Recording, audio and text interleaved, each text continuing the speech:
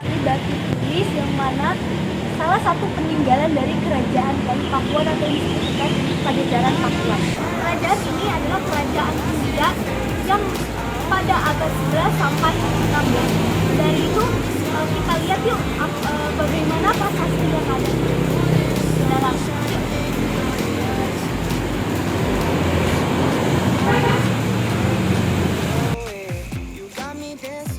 Inilah bentuk dari prasasti batu tulis.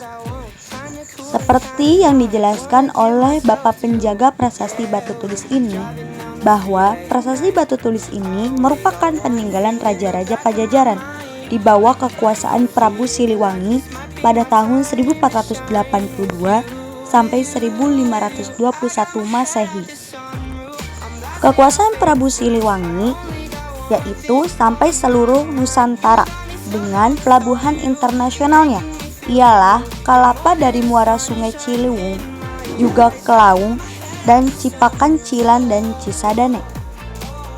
Tujuan dibuat batu tulis ini untuk upacara agama, dan batu tulis ini ditulis dengan huruf Pallawa. Adapun batu yang berbentuk bertapak kaki yang merupakan bekas tapak kaki dari Prabu Siliwangi sebagai bukti bahwa prasasti batu tulis ini adalah peninggalan dari kerajaan Pajajaran.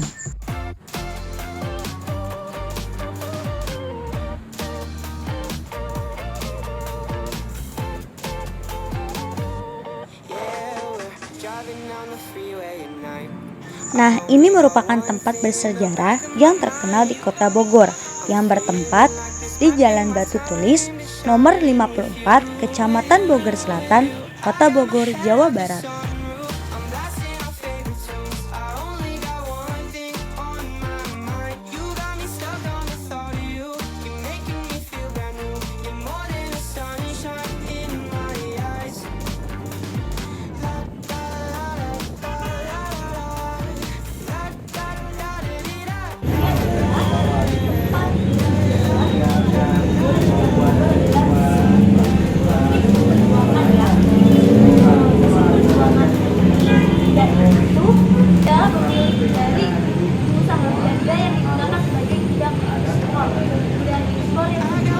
Diinstal kepada negara-negara yang ada di Indonesia.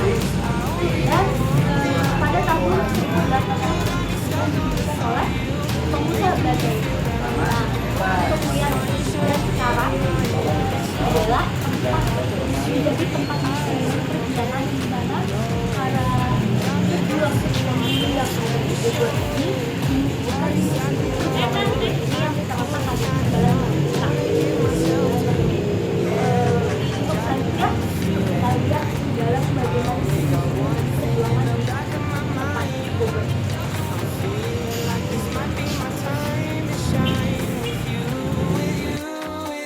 Museum Perjuangan Bogor ini dibangun melewati musyawarah para tokoh pejuang Karesidenan Bogor yang diresmikan oleh Mayor Ishak Juwarsa pada tanggal 10 November 1957.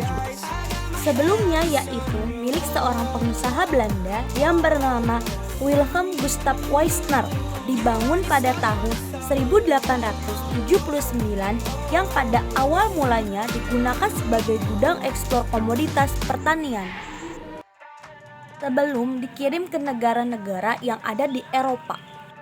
Pada tanggal 20 Mei 1958, gedung ini dihibahkan dari pemiliknya yang terakhir menjadi Museum Perjuangan Bogor.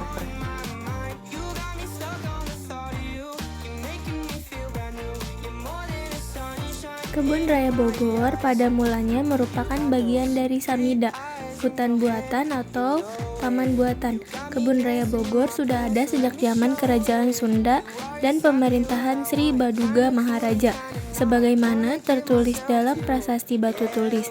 Kebun Raya Bogor ditujukan untuk keperluan menjaga kelestarian lingkungan sebagai tempat memelihara benih tumbuhan yang langka.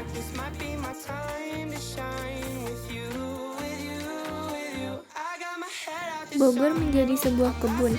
Ide pendirian Kebun Raya Bogor bermula dari seorang ahli biologi yaitu Abner yang menulis surat kepada Gubernur Jenderal van der Capellen. Dalam surat itu terungkap keinginan untuk meminta sebidang tanah yang akan dijadikan kebun tumbuhan yang berguna, tempat pendidikan dan koleksi tumbuhan bagi pengembangan kebun-kebun yang lain.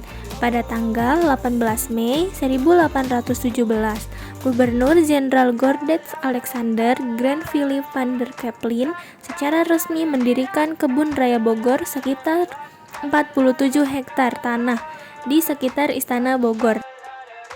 Pendirian Kebun Raya Bogor bisa dikatakan mengawali perkembangan ilmu pengetahuan di Indonesia. Pada tanggal 30 Mei 1868, Kebun Raya Bogor secara resmi terpisah kepengurusannya dengan halaman Istana Bogor.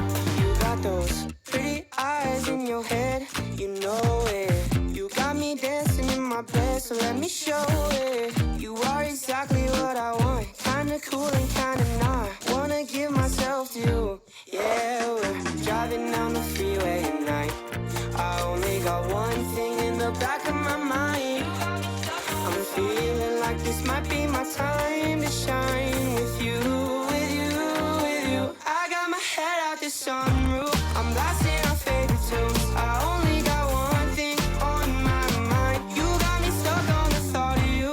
You're making me feel brand new. You're more than a sunshine in my eyes. I got my head out the sunroof.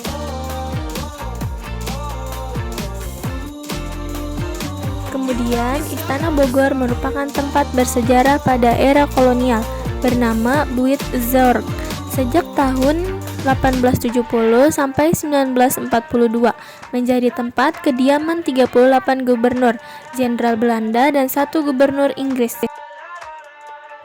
Pada tahun 1950, setelah masa kemerdekaan, Istana Kepresidenan Bogor mulai dipakai oleh pemerintah Indonesia dan resmi menjadi salah satu dari Istana Presiden Indonesia.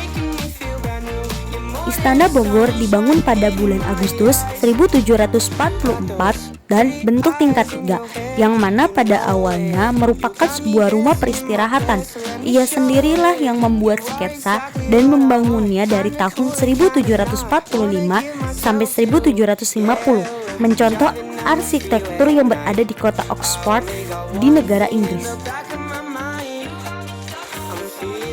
This might be my time to shine with you, with you, with you. I got my head out the sun.